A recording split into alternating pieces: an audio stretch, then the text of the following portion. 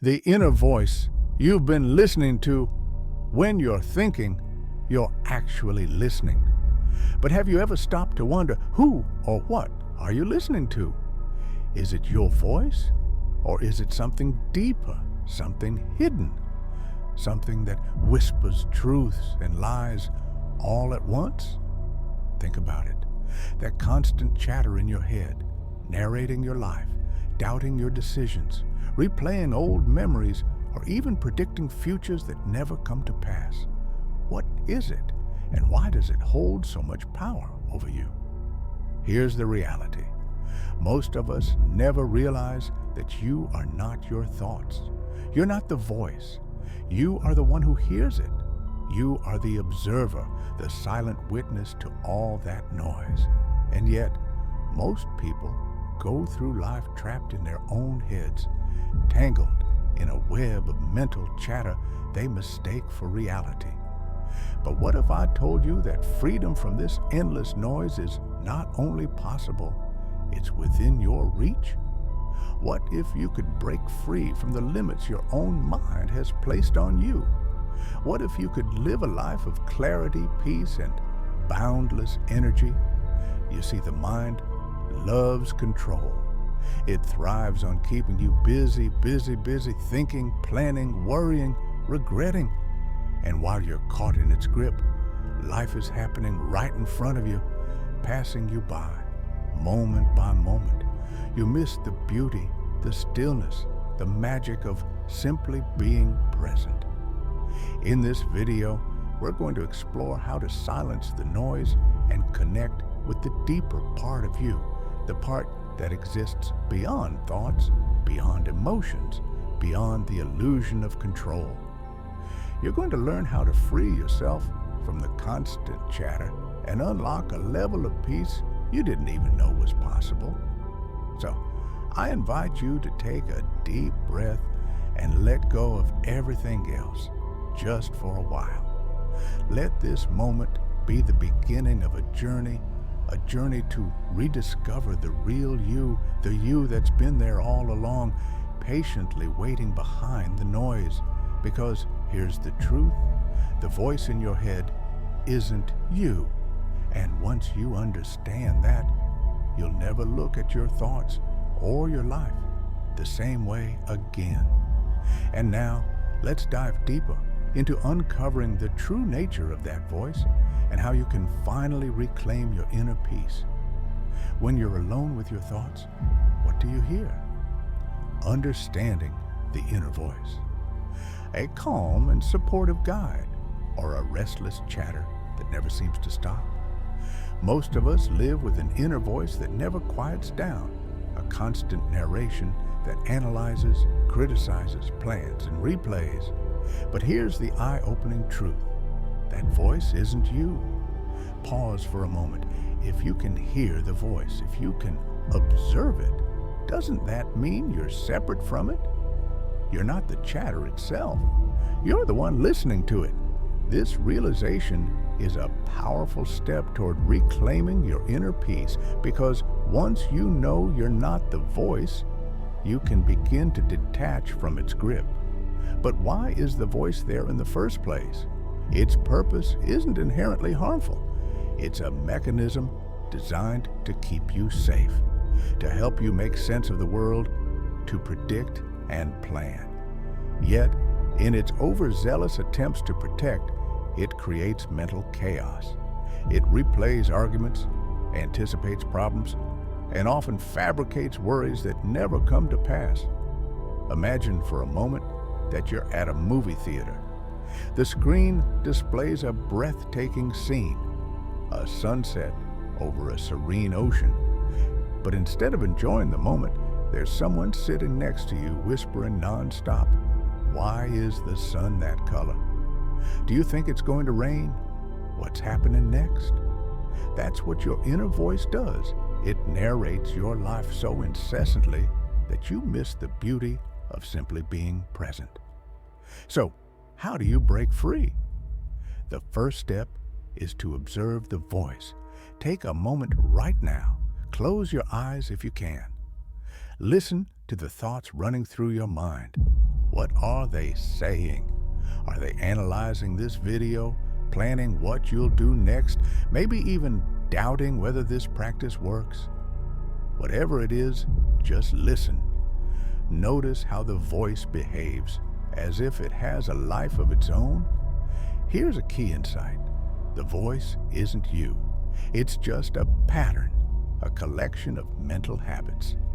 When you observe it without judgment, you create understanding that you are not your thoughts. You are the awareness behind them, and as you strengthen this awareness, you'll discover a deeper sense of peace and clarity than you've ever known.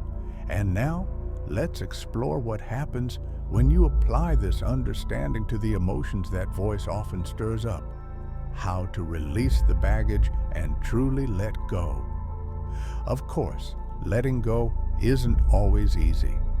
Some emotions are deeply rooted, tied to past experiences that left scars. But even then, the key is the same. Feel the emotion, but don't become it. Watch it, but don't let it define you. Letting go of emotional baggage. What if I told you that most of the emotional weight you're carrying isn't from the events themselves, but from your refusal to let go of them? Painful memories, unresolved anger, and lingering fears. These don't have to define your life, but they will, as long as you hold on to them. Emotions are like energy. They need to move, to flow. But when you cling to them, when you replay the past or resist what you feel, that energy gets stuck. It doesn't go away. It turns into baggage you carry everywhere you go. And the longer you hold on to it, the heavier it feels. Think about it. When someone says or does something that hurts you, what happens next? The event might pass in minutes, but your mind replays it over and over, analyzing every detail. You feel the pain as if it's happening again and again. The truth is, it's not the event hurting you anymore. It's your inability to let it go. But letting go isn't about forgetting or pretending something didn't happen. It's about freeing yourself from the grip it has on you. It's about allowing emotions to rise, to be felt, and then to move on. Here's a simple but profound realization. Emotions are temporary. Anger, sadness, fear, they're like waves in the ocean. They rise, peak, and eventually fade away. But if you try to fight the wave, if you resist it or hold on to it, you'll be dragged under. Let me guide you through a practice right now. Think of something that's been weighing on you, an argument, a regret, or even a worry about the future. Notice how it feels in your body. Is there a tightness in your chest? A knot in your stomach? Don't judge it or try to push it away. Just let it be there. Now, take a deep breath. As you exhale, imagine that tightness loosening, that knot unraveling. Say to yourself, I see you, I feel you, and I release you. Keep breathing gently, allowing the emotion to flow through you. This is the power of surrender, not as weakness, but as freedom. When you stop fighting your emotions, you create space for them to pass. You let go of the story your mind is telling and simply feel what's there. Of course, letting go isn't always easy. Some emotions are deeply rooted, tied to past experiences that left scars. But even then, the key is the same. Feel the emotion, but don't become it. Watch it, but don't let it define you. Here's another practice. When you feel an intense emotion, label it. Say, this is anger, or this is sadness. By naming it, you separate yourself from it. You remind yourself that it's just an emotion, not who you are. Because the truth is, life isn't about avoiding pain. It's about moving through it. It's about allowing yourself to feel deeply, to experience fully, without getting stuck. And now that you've begun to release emotional baggage, let's turn to another source of inner tension, The illusion of control. The illusion of control. We all crave control. Control over our lives, control over others, control over the future. It feels safe, doesn't it? Like if you could just manage every detail, you'd finally be okay. But here's the paradox. The more you try to control, the more you realize how little control you actually have. And that realization, though terrifying at first, can also set you free. Think about it. How many times have you carefully planned something only to have life take its own course? Maybe you rehearsed the perfect conversation, but it didn't go as expected. Or you envisioned your career unfolding a certain way, only to end up somewhere completely different. It's frustrating, isn't it? But it's also inevitable. Control is an illusion. Life is too vast, too complex to fit into the boxes we create. The weather doesn't change because you wish it wouldn't rain. Other people don't act according to the scripts you've written for them in your mind. And the future? It unfolds as it will, regardless of how much you try to predict or manipulate it. So, what happens when you cling to this illusion of control? You suffer. You resist the natural flow of life, trying to bend it to your will. You stress over things that are beyond your power, exhausting yourself in the process. It's like trying to hold water in your hands. The tighter you grip, the more it slips away. But what if you let go?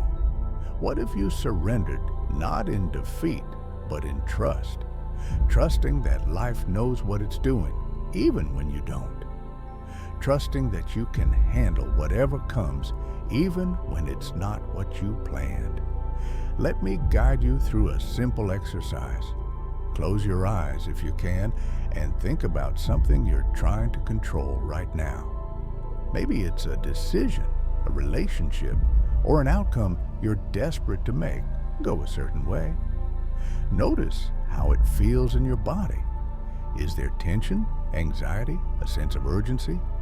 Now, take a deep breath, and as you exhale, imagine releasing that need to control.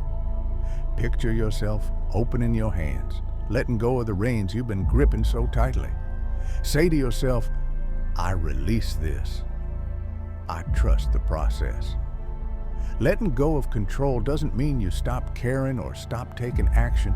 It means you stop trying to force outcomes that aren't yours to dictate. It means you show up, do your best, and then let life take its course. Here's the thing. Life has its own rhythm, its own wisdom. And when you stop fighting it, when you surrender to the flow, you find a sense of peace you can't achieve through control. You start to see that even when things don't go as planned, they often turn out better than you could have imagined. Imagine standing in a river. If you resist the current, trying to push the water in a different direction, you'll tire yourself out. But if you flow with it, you'll move effortlessly. Life works the same way. The current is always moving, always guiding you if you're willing to let it. But surrendering isn't just about external circumstances, it's also about your inner world. How often do you try to control your thoughts or emotions, forcing yourself to feel a certain way? What if you simply allowed them to be? What if you trusted that they too will flow and fade just like everything else? Here's a mantra you can carry with you. I control what I can, and I let go of what I can't. Repeat it whenever you feel the urge to grip tightly, to force, or resist. It's a reminder that while you can influence your actions, your choices, your attitude, the rest is up to life. Now that you've loosened your grip on control, let's explore how to live more openly and freely, unlocking the full potential of your heart and your life. The art of living openly. Imagine a life where you wake up every morning with a sense of freedom, where your heart feels light, your mind is at peace, and you're open to whatever the day may bring. That's the essence of living openly. But for many of us, it's a distant dream because we've built walls around ourselves, walls made of fear, pain, and the desire to protect. Think about it. How many times have you held back your feelings out of fear of being judged, or avoided opportunities because you didn't want to fail? These walls may feel like they're keeping you safe, but they're also keeping you trapped. They block the flow of life, the connection to others, and the beauty of new experiences. Living openly doesn't mean you won't face challenges or get hurt. It means you stop letting the fear of those things dictate your life. It means you choose to embrace life fully with all its unpredictability and imperfection. Let's start with the heart. Your heart is the most powerful energy center in your body. When it's open, you feel alive, connected, and at peace. But when it's closed, you feel isolated, defensive, and heavy. So why do we close our hearts? It's usually because we're afraid of being vulnerable, of getting hurt, of being seen for who we truly are. But here's the truth. Vulnerability isn't weakness. It's the purest expression of strength. When you live with an open heart, you allow yourself to feel deeply, to connect authentically, and to experience life fully. Yes, it's risky, but it's also where true joy and fulfillment are found. Here's a practice to help you start opening your heart. Take a moment and think about someone or something you love. A person, a pet, a place, or even a memory. Feel the warmth that comes with that love. Now, imagine that warmth expanding, filling your chest, and radiating outward with each breath. Let that feeling grow stronger, as if you're sending it out into the world. That's the power of an open heart. And the more you practice it, the easier it becomes to live this way, not guarded, but free. Living openly also means embracing the present moment. How often do we get caught up in worrying about the future or regretting the past? Meanwhile, life is happening right here, right now, and we're missing it. The present moment is where life unfolds. It's where beauty, joy, and peace exist. But to experience it, you have to let go of the mental distractions pulling you away. Here's a simple exercise to anchor yourself in the present. Wherever you are, pause, take a deep breath, and notice what's around you. What do you see? What do you hear? What do you hear? What can you feel? Engage your senses fully. When your mind starts to wander, gently bring it back to the now. This practice of presence is a gateway to living openly. It helps you see life as it is, not as your mind projects it to be. And in that clarity, you find freedom. But living openly isn't just about your relationship with yourself. It's also about how you connect with others. How often do we keep our true thoughts and feelings hidden because we're afraid of rejection or misunderstanding? Yet, it's in those moments of honesty and vulnerability that real connections are made. Here's a challenge. The next time you're in a conversation, practice radical honesty. Share something true about yourself, something you might usually hold back. Notice how it feels to express yourself openly and authentically. You might be surprised at how it deepens your connection with the other person. Living openly is also about saying yes to life. Too often, we hold back out of fear or doubt, waiting for the perfect moment. But the truth is, life rarely gives you perfect moments. You have to create them by stepping forward, by saying yes, even when you're unsure. Living openly is a choice you make every day. It's a practice of letting go of fear, embracing vulnerability, and being fully present. It's not always easy, but it's always worth it. And now that you've unlocked the power of living openly, let's bring it all together by discovering how to achieve true freedom. Freedom that lasts no matter what life throws your way. Achieving true freedom. What does it mean to be truly free? Is it having no responsibilities? Is it escaping all pain and struggle? Real freedom isn't about escaping life. It's about embracing it fully. It's about living without the inner chains that hold you back. The mental chatter, the emotional weight, the need for control. True freedom begins within. Think of freedom not as something you attain, but as something you